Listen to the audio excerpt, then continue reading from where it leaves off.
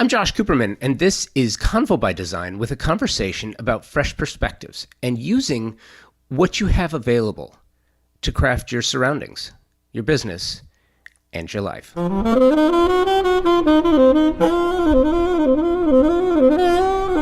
Caitlin Murray is the founder and creative director of Black Lacquer Design. Murray cut her teeth in the industry working for high-profile firms, House of Honey and MASHstudios.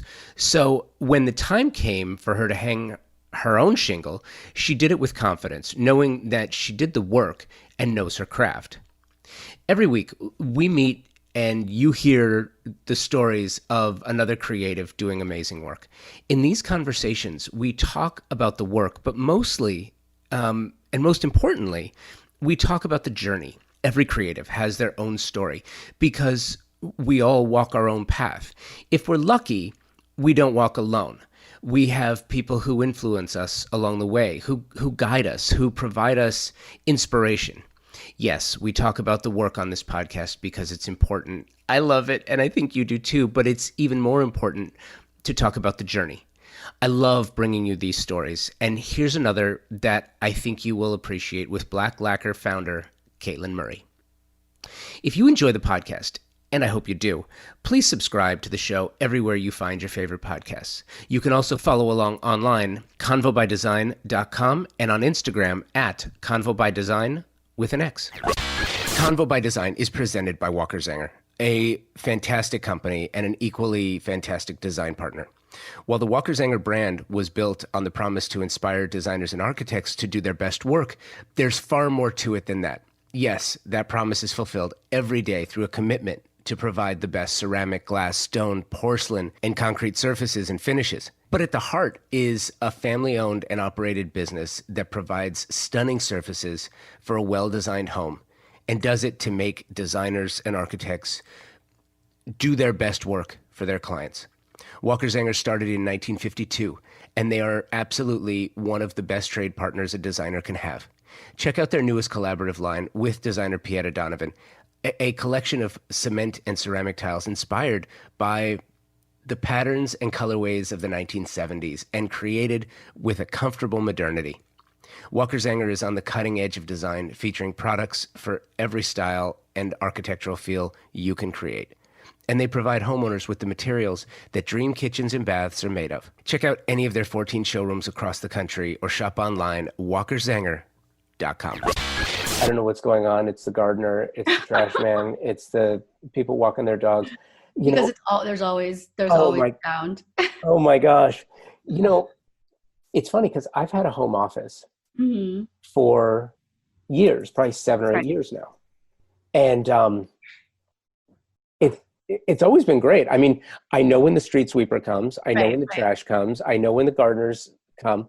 But lately, for the last 5 or 6 months, since everyone's been home, then it's the taking the dogs out for a walk and people just let their dogs bark at each other. My husband's like opening the refrigerator and there's like dinging and I'm like, come on.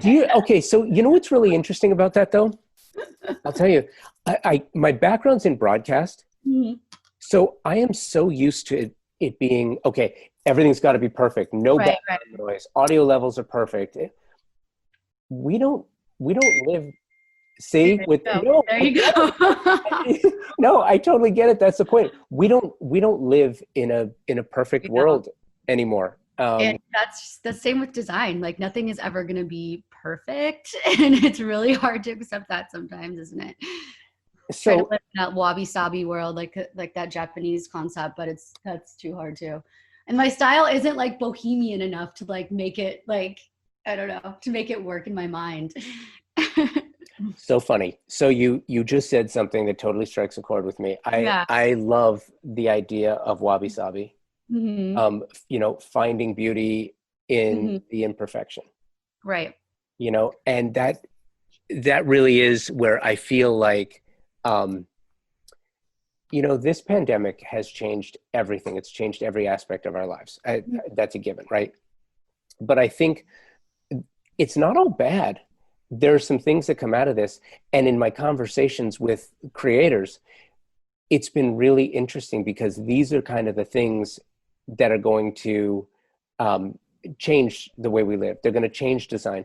I'm curious, what are you being asked for now? What are design clients asking you for that maybe wasn't on the radar before? So, it's funny. I was just, when I was trying to figure out how to get in the same meeting room as you, I was watching a video of Kendall Jenner from Architectural Digest showing her new place.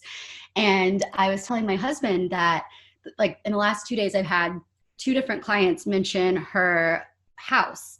And they both were like, I can't believe I'm saying this, but I'm getting inspiration from a Kardashian or whatever. And I was like, well, she seems like she's pretty cool. And I still hadn't seen the design.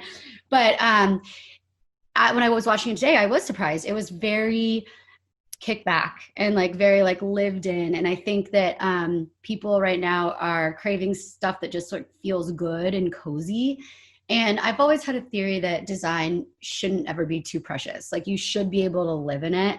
And, you should be able to like let it have a little bit of patina and like have that actually make sense and work. But at the same time, I'm such a perfectionist and I like things to be very polished. So I think it's like finding that balance. And, it seems like right as my clients are kind of getting more into this, I feel like I've started to get a little bit away from vintage and like the sort of more eclectic vibe that I had been doing.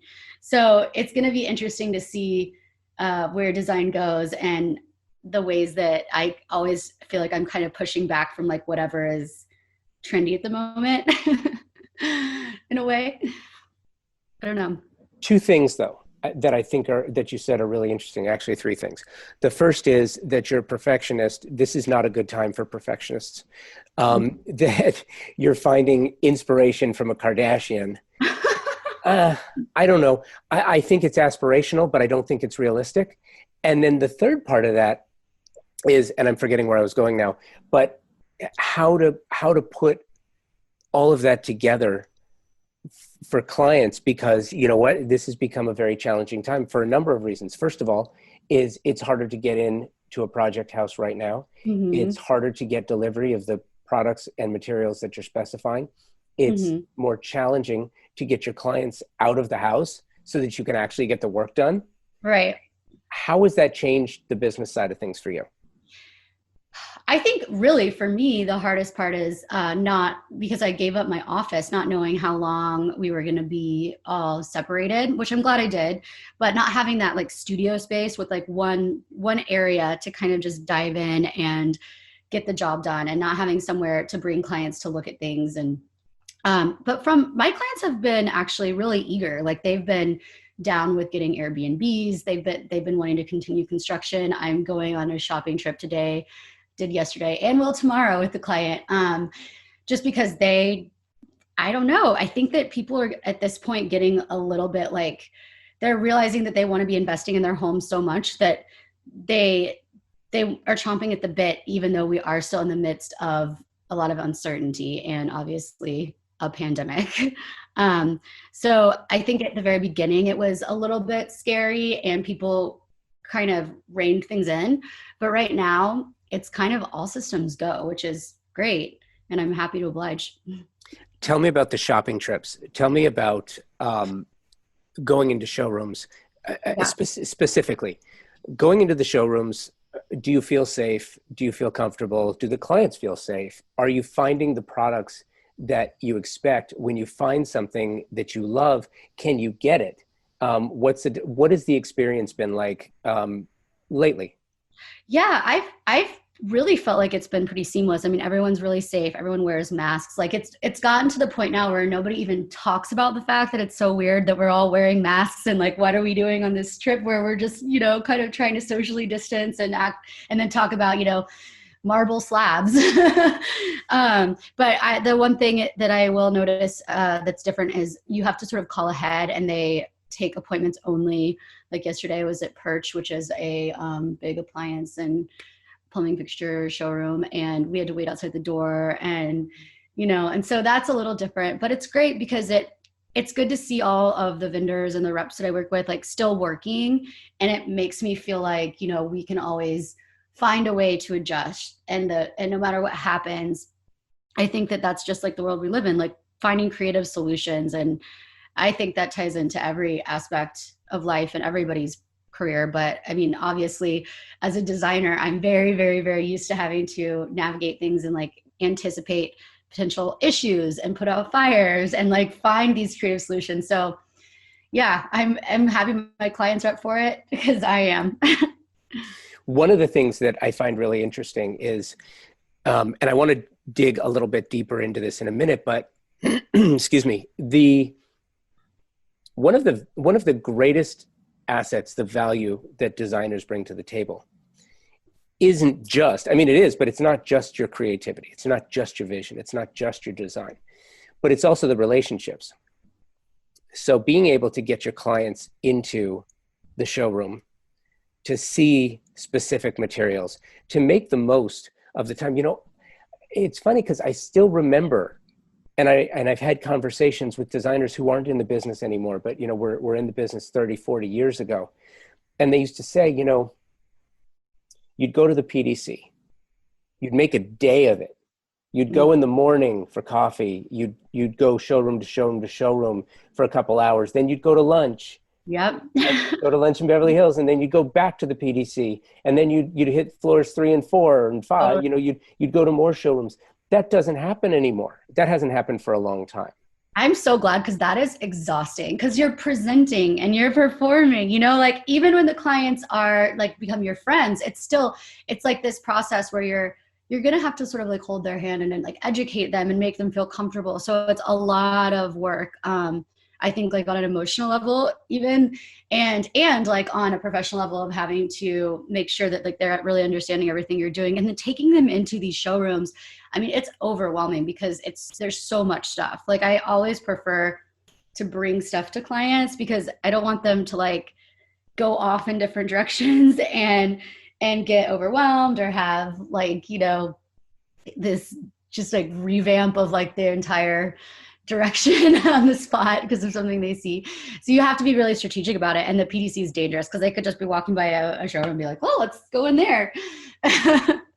It's true. It's true. But that's not how design works anymore. I mean, perhaps there are some people that still do it. I don't know. Yeah. I'm glad. I think that was just the only option back then. You know, it was, and I think that's why I'm wondering how those places are going to fare because the rent at the PDC is so ridiculously expensive. Like, I don't know how anybody can afford that. It's almost like a marketing tactic, like having like a store on Rodeo Drive. You're not really probably making that much money from that, but you know, it means something from a brand perspective. The address, sure. Yeah. Yeah. I think that, you know, I'm a fan of the design center. At the same time, I feel like you can be a fan of a business and still, if you're objective, be able to say, you know, there's a flaw in the business plan right now. Yeah. You have to adapt. Yeah. Yeah. Well, okay. So speaking of adapting and speaking of work in the business plan, you know, I noticed that one of the things that you have, and I want to get into the history about sort of how you started Black Lacquer and where you came from, how you got here. But one of the things I also noticed about you is that you also offer a virtual design option, an online option. And I think that that's really interesting because, you know, we can still have a conversation about Laurel and Wolf, and there's still a lot of people that are really pissed off. And there were people that had a really terrible experience with that. Mm-hmm. That doesn't mean that the whole virtual design side of it, but you have this double-edged sword where you want to do that. But when you do that, you can open it up to all new territories, right? But by the same token, you have clients who will shop you more than they already do, who will take some of the value out of what it is that you bring to the table out of the equation. It's almost like it's discounted. How do you handle both sides of that? So the way that the virtual design works for my company is really like, it was a way to try to cater to clients when COVID started happening more than anything, and also to be able to work on projects that are not located within Southern California. So it's really like customized and like personal kind of version of e-design, I would say, because it's basically like everything is the same except for we're just not going on site, you know, and we'll have to get the client to take the measurements and to kind of collaborate with us a little bit more. And I just wanted it to create something where I wasn't isolating potential projects that weren't like something I could actually access in real life. So we played with a couple of different ways of trying to like standardize it more, like kind of what you're saying, like the lone wolf model. And I worked closely with my right-hand woman, Laura, who I would be lost without. And it was like any way we sliced it, like we just couldn't make it work like that. Like we couldn't sort of scale it down to scale it up, if that makes sense. So I just kind of keep doing what I do the way that I do it with any client. I think that we're going to be seeing this a lot more. Mm-hmm. I think that, I've had a lot of conversations. One of the things that has come out of the pandemic, which isn't a bad thing, I love doing this. I love doing this in person. Right. I don't necessarily, I've gotten a little more at ease with doing this on a computer. Mm-hmm. But I am so used to bringing my gear out and having a microphone in your hand and a microphone in my hand and, feeling the breeze. And, it's just, there's something different about recording in a digital environment versus recording in a real environment. The same way that seeing design in person is different than seeing design on a computer. Yeah. Yeah.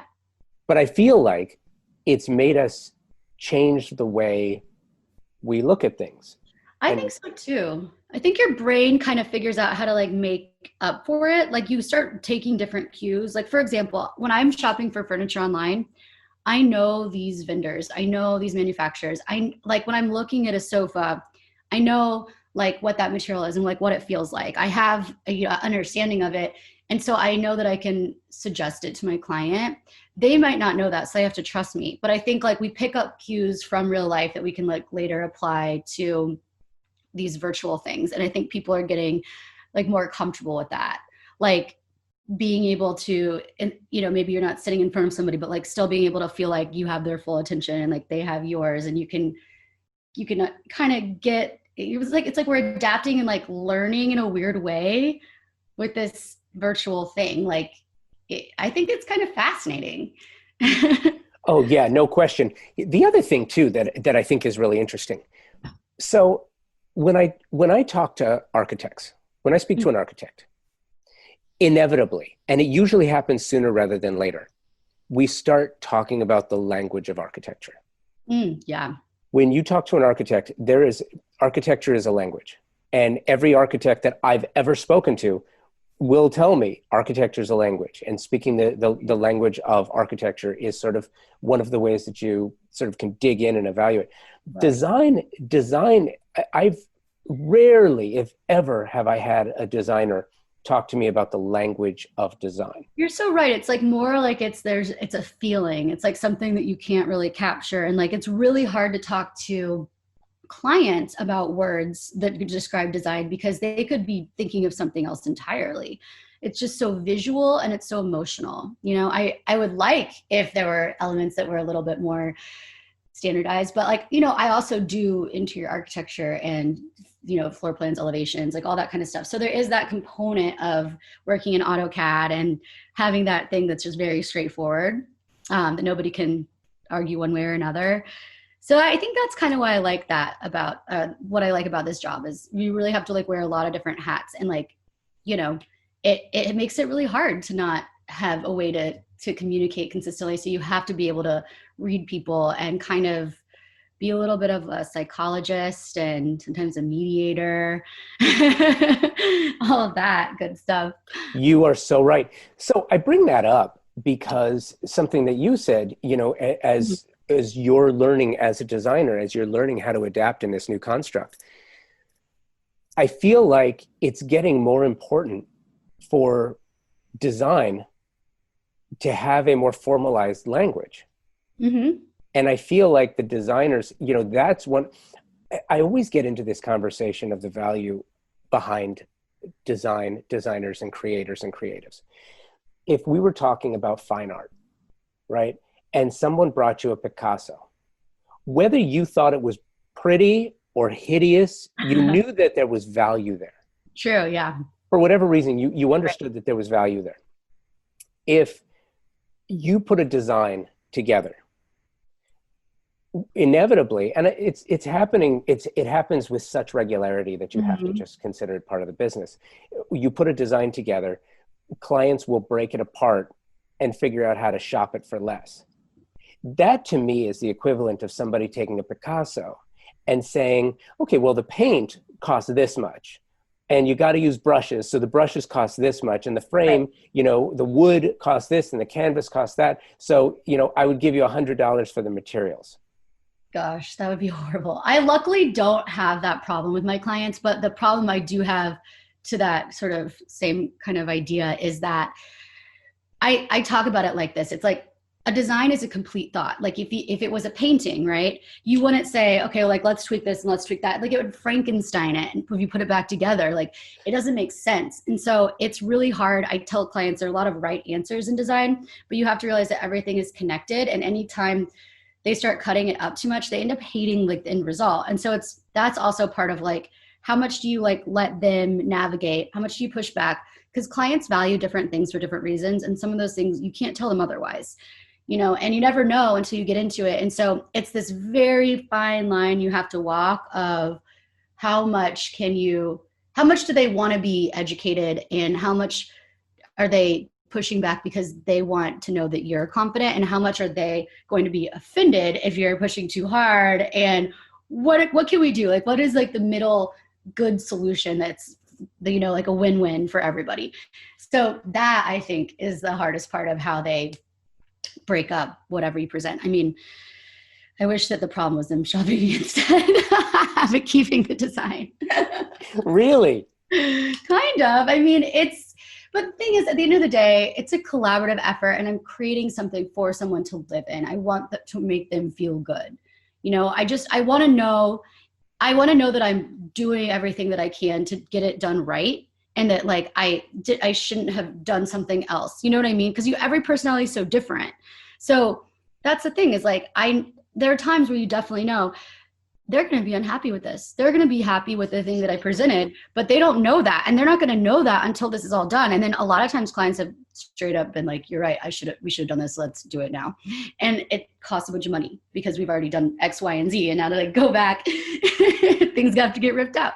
But you just never know what buttons you're going to push. It's constantly just making judgment calls and learning from cues. And like, that's why this all goes back into what we're talking about. And I think that's what's really interesting about nature is we all learn from cues in our environment and apply them. And we do it in a way that becomes very subconscious and automatic eventually. I think you're absolutely right, which is why, I bring up the idea about language, and because I think it's interesting, every designer is different. Mm. Everyone has different ways of putting together. You're still limited by the same color palette. You're still limited by the availability of materials. You're still Right. limited by the same angles and size and square footage. And the difference is what you do with all that. It's like when you're talking about music, and if you're into, classic rock, and 3 chords can be turned into thousands of different songs, right? I always use the music analogy. I tell people that all the time. I'm like, it's like and I don't know anything about music, but I'm like, it's like a musical piece, right? You can take away, like every note is important, but it's like the whole big picture at the same time, right? So like you can change a note and maybe you can replace it with something else and it'll still sound good, but it's going to change everything else. And then you may have to think about the notes after that. And I don't know, it's like I try to come up with whatever analogy my clients might relate to. like I had a client that was a writer, and I was like, I like to create like house to have a common narrative, right? Or like I'll say, if they're in the entertainment business, not every piece can be like the leading character. Like there has to be supporting characters to every room. I don't know. So I think Metaphor. I think that's really interesting, especially with the psychology aspect of this.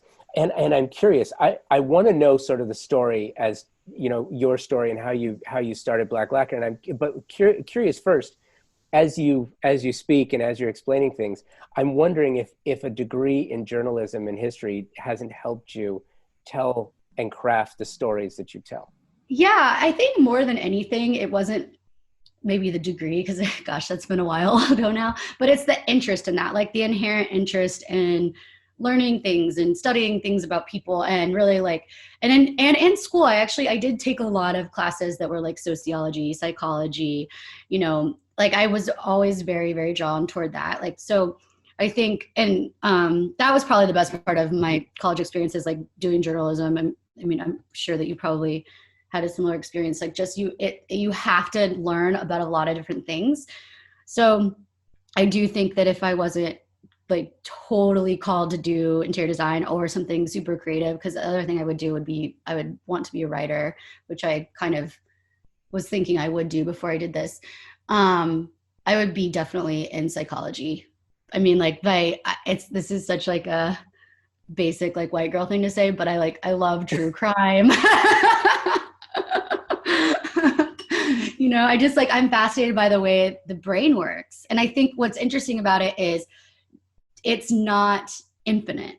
Like there are very measured ways to study it, and like things are very textbook. And I think sort of the same applies to design. Like you can really figure it out. And I'm kind of always on this quest to figure it out. And I get like this thrill out of like listening to my intuition or whatever it is that's come from, trying to learn all this stuff and building this library of patterns and thoughts in my head and then being correct about it. Like that to me is really exciting. So that's my kind of pursuit, I think, in life. Well, and I see the total connection between your interest in journalism, history, and true crime, and being a writer, mm-hmm. and being a designer, because design done correctly, you're not just throwing stuff against the wall, right, and seeing what comes out of it. Yeah. You're telling a story. Mm-hmm. In many cases, unless it's a design house or mm-hmm. a commercial gig, you're telling the story of the people that live there. Absolutely. And I like to really honor, that's how I always kick off any project. Like I really like to honor like the clients, first of all, and then like the architecture of the building. Like I don't want to deviate too much from that. So I feel like already you have a situation that like it's narrowed down so much just by that. Because people are like, what inspires you? And I'm always like, that's where it kicks off. And then from there, to me, it just sort of reveals itself as we start thinking about all of these different things. Like once I get to know them and I'm looking at like limitations of the space, like things the client likes and doesn't like. And it just kind of, I gave this analogy the other day. It's like Michelangelo saying that the sculptures would like be just under the marble, like waiting to, I don't even know. Yeah, waiting to come out. It's already there. It's almost totally. like Zen art. Like it's there. It's within. You just have to bring it out. You're listening to my conversation with Caitlin Murray, founder of Black Lacquer Design. We'll get back to this chat in just a minute. As a creative, you're always looking for new partners, new design partners. And here's another that I think you should know. Top designers know this. If you are going to get to the top of your game and stay there, you need strong partners. You hear me talking about partnerships all the time. I've spoken to enough amazing creatives to know that teamwork and strong partnerships are invaluable. Bassman Blaine is a multifaceted home furnishings company with a passion for helping designers do their best work. They represent some of the finest vendors on the planet, and if you are a design professional in California, Nevada, Arizona, or Hawaii, you need to let them help you find the perfect pieces for your projects. Strong partnerships start with a good conversation, and I want to encourage you to start one now with Darby Cooperman. An absolute pro. If the last name sounds familiar, it's no coincidence. Darby and I have been married for 28 years. So I know her and I know that she can help you. So email Darby, Darby C, D-A-R-B-Y, the letter C, at bassmanblaine.com. Let her help you specify products for your amazing designs. All right. And tell her I said hi. Okay. Back to my conversation with Caitlin Murray of Black Lacquer Design. And I feel that a creative career is very much the same way and where you are now. So university, in the Midwest with a Mhm. degree in journalism and history, then FITM. Mhm. Then after FITM, House of Honey, MASH Studios. Tell me how you crafted your career thus far and what led to Black Lacquer Design. So I actually started out here in Los Angeles. So I'd always wanted to be an interior designer since high school. But when I was picking my degree for my bachelor's degree for college, I was like, I'm 17. Like, what if I end up with an interior design degree? Like, what am I going to do with that if I change my mind? That is so smart. That is so smart. No, but I was so stupid because I wasted so much time. Like, No, no. Do you really feel that way? maybe not. I mean, I wouldn't have ended up in LA if I hadn't done that whole thing, because basically what happened was I went to school, I joined a sorority. I like got this internship with this girl who had been in my sorority and then moved out to LA and then moved back when she got married to Indianapolis. And that was my connection that got me my first job in Los Angeles, which was at a PR firm where she had worked. So like working at this PR firm on like Robertson Boulevard and like the height of like what was Robertson Boulevard, I'd be sitting there like at my desk, like looking out into the street, like, man, like these people, like what kind of jobs do they have that they get to just like walk around? They don't have to be stuck behind a desk all day. And then I started thinking about design again, and working in PR, we just had every magazine ever. So I'd just be flipping through Shelter magazines, just sad and desolate. And I would like get on the computer at my lunch break and like scroll through like interior design degrees. And I'm like, but I'm 23, like I'm too old to go back to school. I can't say that without laughing. And then, Isn't it funny? Perspective is everything, isn't it? yeah, totally. Yeah. And then I got actually really lucky because it was the 2008 like crisis, like financial crisis. And my boss was like, I'm gonna have to put everybody on furlough for 2 weeks. And, there was this older woman that I worked with who was so upset because she had kids in college and she's like, I can't handle that. And I was like, I'm gonna take a step out. Like, don't put her on furlough. I'm just gonna go back to school. And I was lucky because my parents were super supportive and they helped me like go to FITM, because I would not have been able to do that on my ridiculously low salary that had no savings from working a year in PR as an entry-level publicist. So so I did that, and I got to do like an expedited program for already having a degree, and it was hard. Like I went to one of the top journalism schools in the country, like the top 10. And I mean, this was hard. And I'm glad, to your point, I'm glad I did it as an actual adult who'd already been in the workforce. And I really it was eyes on the prize. I knew that I needed to do that. And whereas in college, the first time, it was like partying like Wednesday through Saturday, like wine night on like Monday or whatever. Like, I don't know if I could have done it. I don't know if I had the discipline, and I think I was just not ready. So then when I was working there, I got a part-time job working at MASHstudios because I saw they were looking for somebody to help with PR. And I was like, I can bridge this gap.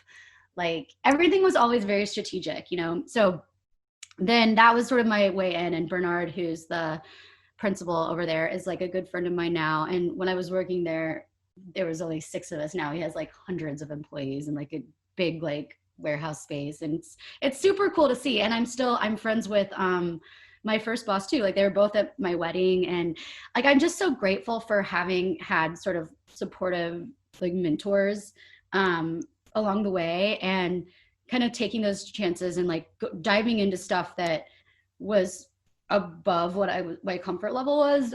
I always just knew that I had to figure it out. Like I knew that I had to just take the chances, and yeah, it's been a crazy ride. It has, but I think so. It's really funny because I have a degree in journalism as well, Mhm. and the uses for that are fairly limiting. It does teach you how to craft a story, which I Right. think is incredibly valuable. Definitely. But your background in PR, if you can be, and publicity, if you can be an intern or an entry level publicist, you're going to get, whether you get the chops or not, you're going to get the work ethic. You're going to understand the Yeah. grind. True. You're going to understand what it means to grind. Oh God, Right? Yeah, it was Yeah. hard. Yeah. No, And you that is have to one, just like not even worry about getting rejected because you get rejected. because you get rejected every day. And it's not even about you, but it feels personal, you know? It is absolutely personal. It feels that way. And it's funny because I deal with publicists every day, and I love working with publicists. Some more than others, but Yeah. some are just like the sledgehammer to the face. And some No, are, it's really funny because I feel like even then I felt like I need a publicist. I don't need to be one, like in a weird way. And now I have one. I'm like, this is really weird. yeah, no, I totally get it. Oh So, man. but it's really one of the things that I find so interesting.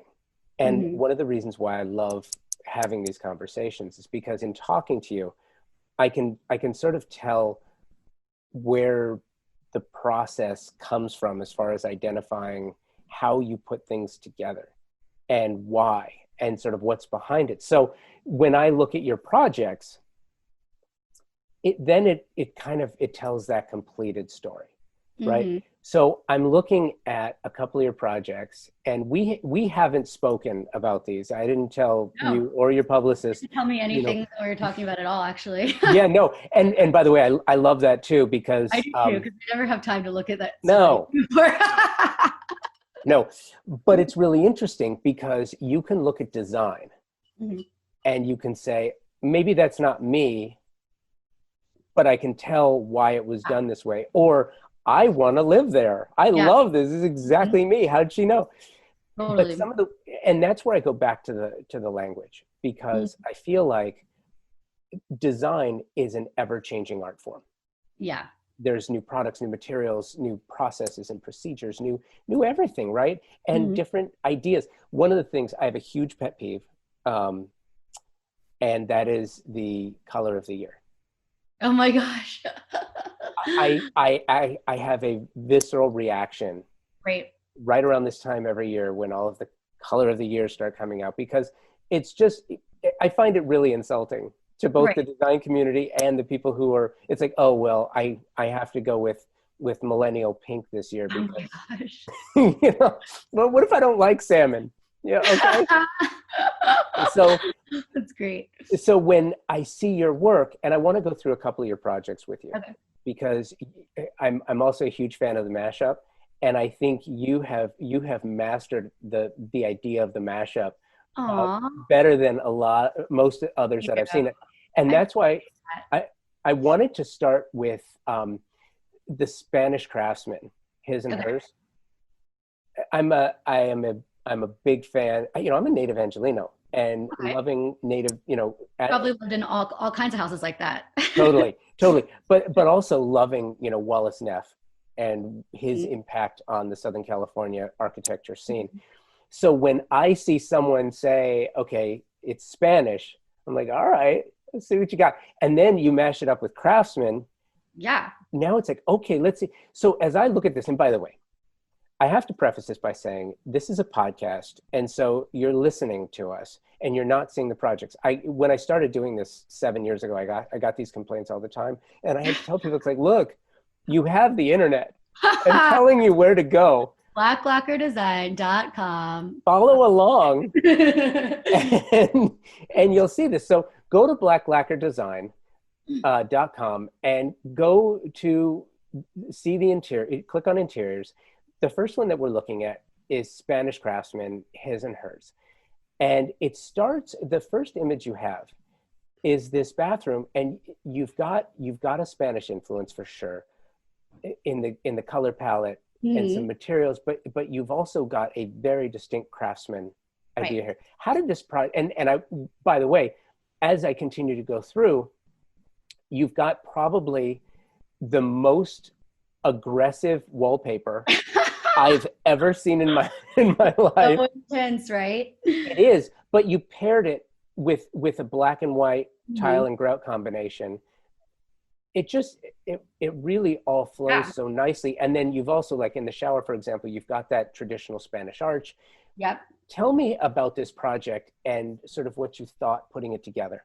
So back to what I was saying before about how the clients and the architecture always are the first things to inform the project.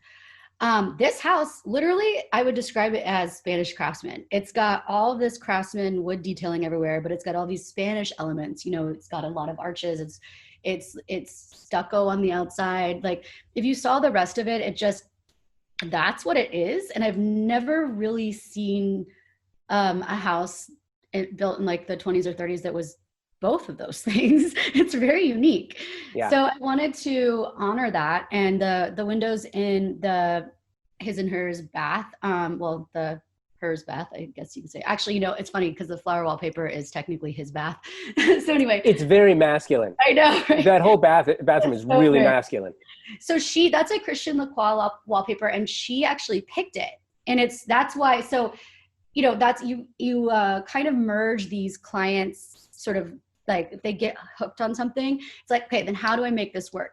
But I also like to do something when I'm working on a project where I establish a palette for the whole project. So I was super down with this wallpaper because it tied into that crazy, vibrant, like existing stained glass windows in the other bathroom, right? Because we have this bright yellow, we have this bright blue. And I usually don't go with stuff that's like so saturated. So you're right, like you have to sort of tone it down. You have to create balance. And, you know, my whole thing is about like the eye moving in a way that nothing feels like jarring or distracting or like, you know, you want to use even like the negative space in a way that's strategic. So that's why, you know, the black tile on the wainscoting, but then like the floors had to have something. But I wanted to also honor like the era. So I used penny rounds, but in a color that pulled from the wallpaper, you know? And so it's just this, I think I have like a very artful way of looking at palettes and looking at sort of all the principles of design that is more of like a fine art kind of lens, even though I don't have a background in fine art or studio art or anything like that. And I actually like think that my paintings I've ever painted are just horrible and so disappointing. But I think that that's kind of the way that I think about it. So a couple of other details, and then I want to move on to another project. Yeah. But one of the things that I also look at is, did a designer fully commit? Or did they maybe pull their punches a little bit where there was an opportunity to do it? And as I look at his bathroom, I can tell you right now, not only is this a very aggressive floral wallpaper, but you also chose probably the most difficult way to paper and install this bathroom. You've got 3 levels of arches. Yeah. And instead of doing, you know, a paper paint or a paper tile offset, you papered the entire thing. So you have the matching, you have the shading from the shade, from the elements that come in from the window, from the sunlight. You have the different steps. Was that a nightmare? I mean, I have amazing installers. They didn't tell me if it was. It's just amazing because you committed to it. Yeah, definitely. I think you have to. I mean, I like to consider every single surface. You know, everything has to be an intentional choice, in my opinion. Yeah, no, it's beautiful. It's beautifully done. And it's really, and also one of the other things that I find so wonderful about it is that hers is, I mean, to call something feminine or masculine nowadays, but hers is very light, bright, airy. His is just aggressive, right, but tranquil at the same time. Totally. So I think that's a great project. And that's what I really love about working in Los Angeles, is I think that like that men have a really great balance, and I'm talking about straight men, particularly like of masculine and feminine. And like I was with a couple yesterday, and I was talking about pink plumbing fixtures, and the husband was like, I want that. And that's awesome. I love Los Angeles. There's just so many creatives, you know? You know, it's funny you say that. In 2012, I did a design house, and in one of the bathrooms was this fire engine red roll fixture. And I just absolutely fell in love with that. It was just one of those in a project. Have you? It's Vola though. It's not roll. Oh, really? Yeah, the one that I did. Oh, okay. in that Manhattan, that's like, I think it's like the first or second one of my portfolio. It's a fire engine red with on a crazy wallpaper. Go figure. We'll have to go back and look at that one. The second one that I was looking at, because it's home, is your Manhattan Beach Modern. That's it. That's a project. Oh, is that the one? Wait, no, sorry. No. I'm thinking of Redundant. Manhattan Beach Modern. No, that actually does have some crazy fixtures in it too, though, I think. So this has some, and by the way, again, I'm going to say this. I know it's a podcast, and I know you're listening to us tell the story of design. Go to blacklacquerdesign.com and click on the inspiration page and go look at the projects with us. Here's what I love, because so Manhattan Beach is home. Oh, And nice. Manhattan Beach has been home since the days of beach bungalows, Oh, of yeah. which I live in one, and I old get so Volvos. sad when those get ripped out. Just disclaimer. I know that this is one of those houses that replaced probably one, but Okay. Oh, is it really? Well, anyway, but here's, oh dear. Okay. Well, not in there's like, no, there's no no, this experience. neighborhood So wasn't, this there's neighborhood no, is not one that's full of like the pretty ones. It was just like the little, I was on like the 40s, you know, like those ones that are just like, hasn't really been like maintained. It's like post-war. I totally get it. But let's pretend, because we don't see the exterior. And Yeah. really, I wanted to talk about the interior because Uh-huh. one of my pet peeves, another pet peeve, apparently I have a lot of them, is that Same. this whole idea of the Cape Cod mod is Mm-hmm. just popping up Oh, yeah. everywhere, right?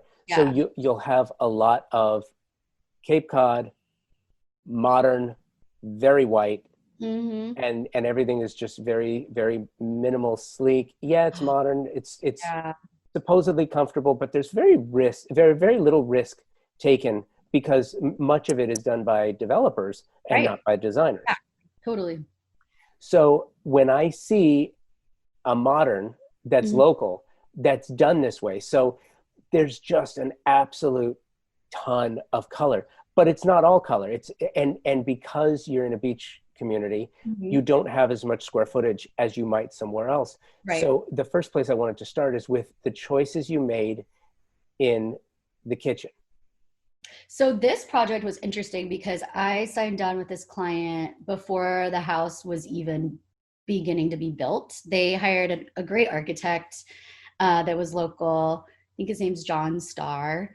I don't know if you know him, but so I worked closely with his team as well and the builder. We did so many variations of the kitchen. Like the kitchen was something that they were very, very, very particular about, like wanting, like this was like the first time that they'd build a house. They wanted everything included, all the bells and whistles to incorporate, you know, any appliance that they thought that they would ever want. Like, so it was a lot of versions that we went through, and they also wanted it to be something that was just sort of different. So we got there after, I don't even know how, looking at how many materials and layouts, like tons. Well, what's interesting too is that the use of space is phenomenal. There's this the sink island. Mhm. The windows were set up and horizontal, which gave you a lot of room to play with there. But also this dining area that juts out Yeah, yeah. from. I think it's a great use of space. From space again to wallpaper between the bedroom and then this bathroom with the geometric shapes and the Mhm. color. Guess who wanted that? The husband. I'm seeing a pattern. Yeah, right. Yeah. And it's funny because this couple works in like finance, like they're not even in the creative industry. But yeah, he found that wallpaper, and it was so funny because I was like, I had that in the background of my phone. It's a Cole and Son wallpaper, and so I was like, yeah, let's do it, obviously. But that sort of established the palette for me. Like when he brought that to me, I was like, this is what the house is going to live in, you know. And then the last one I'll point out here is in the bath, the hot pink cabinetry I Mhm. mean, wow, Yeah, I love it, right? It's a kid's bath. So, and it was like they have a fun. boy and a girl. And so that in the shower, we did this like blue and white, like crazy geometric, abstract, like tile.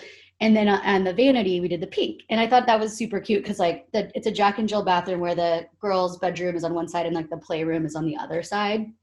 So, doing that stuff, as long as you keep it balanced, right? It's like, that's why everything else is like very, very light and fresh. White walls, all that. The last project I wanted to focus on is what you're calling your arts and crafts glam. Oh, yes, yes, yes. So what's so interesting to me is, when I see it, it's lavender. What color is that? Is that purple? Is that lavender? Which one are you Do, looking at? do you Which know? room? It's arts and crafts glam, and you For know, which room? it looks like the rafters were painted with this lavender, and you've got it. You can Oh, see, in the living room?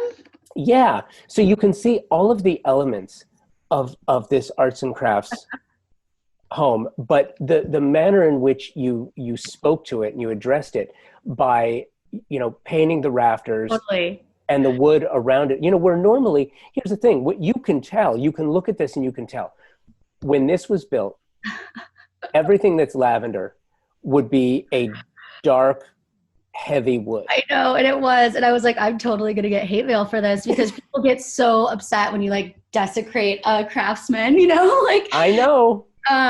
so yeah, I mean, it's almost, well, so it's a little darker than it looks there. It's like more of like an aubergine color. Okay. But you got to understand, these people, like this is the great granddaughter of like Mary Kay. Like she's like rock and roll, like punk rock meets like, like makeup. And so they were a really funky couple. So it was like they had this house, like it didn't make any sense for them. Like the people who lived there before, it was like just the most typical cookie cutter, craftsman setup and colors and all of that. So I'm just like, you know what? Let's just go for it. That is awesome. I love it. And I also love how you have this sitting area by the fireplace and then it sort of draws everything down. It wasn't too much. It just felt like enough. That Yeah. tile on the fireplace, where did that come from? Do you remember?